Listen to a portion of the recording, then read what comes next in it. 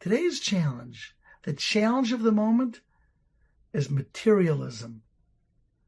I want what I want when I want it, and I want it at the click of a mouse.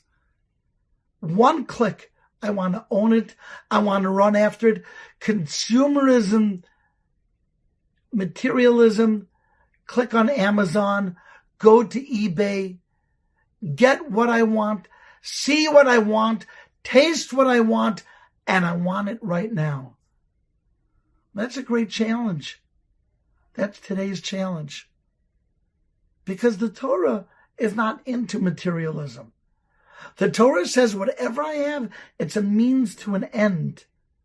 Whatever gifts Hashem has given me, even if it's good food, it's meant for mitzvahs. Each thing that we have a good bed, a beautiful bed, a comfortable bed.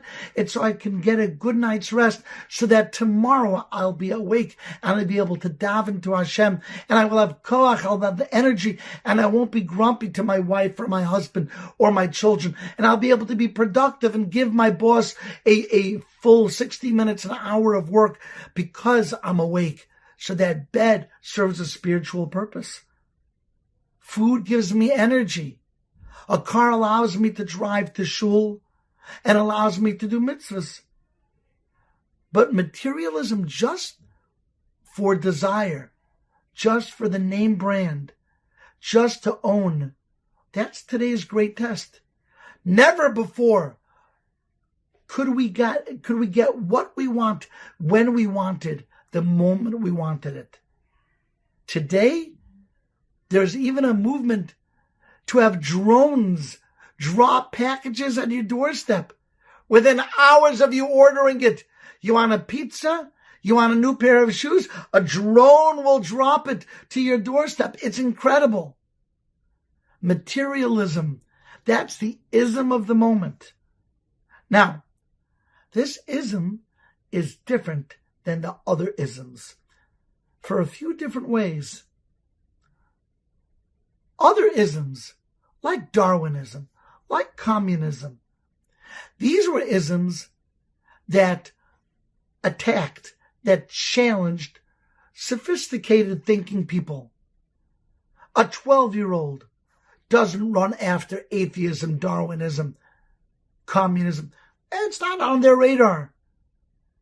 Very often, it was somebody who was 20, 22 years old, a thinking person.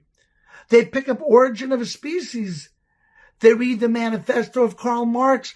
They read, they grapple with, they try to understand the philosophy. It catered to an older crowd. However, materialism is different. What age does materialism present itself to?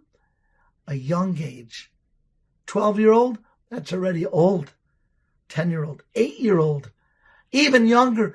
Materialism is a nisayon, it's a test to a much younger demographic than any other materialism that we know, than any other ism that we know of. And because of that, because materialism has such a sway, such a power, it's so alluring, it's the forbidden fruit, and it's so young. When it addresses itself to people, we found for the first time in history that Jewish people at a much younger age grapple with and even leave Judaism to run after materialism. That's very scary.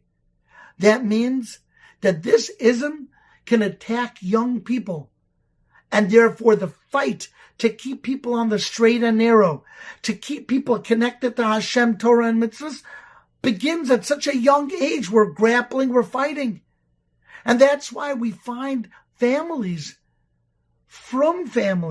observant, loving families who have children at a young age who are running after things instead of trying to connect on a deeper level to Hashem, Torah, and mitzvahs.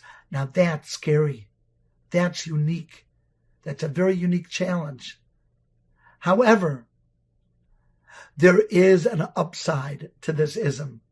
I'll tell you the upside.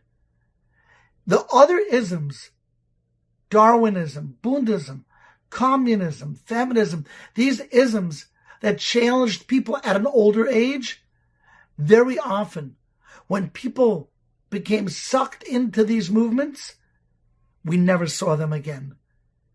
They became communist and they left Judaism. They became atheists, they left Judaism, and we never saw them again. However, materialism is a little bit different. Materialism, that ism, although it's true it caters to a young age, it caters to the child that wants it and wants it right now, that wants that material pleasure instantly. When we get older and we acquire this adult inside of us, the adult that says, Chakeh, wait, you're right, you want it now, but perhaps if you wait, if you think, is this good for you? Is this proper? Is this right? Will this take you to the promised land that you want to go to? That adult voice sometimes can tame, can discipline the child within us. And because of that, in our generation, while we have seen children at a much younger age abandon Torah and mitzvahs, those same children in their teens, in their late teens, in their early 20s, do come back to Judaism, not like those other isms when we never saw them again. Because there is an adult that lives within us that says, I want you to be happy, but the happiness is not the instant happiness. That's not all that there is. There's a greater happiness if you learn to wait.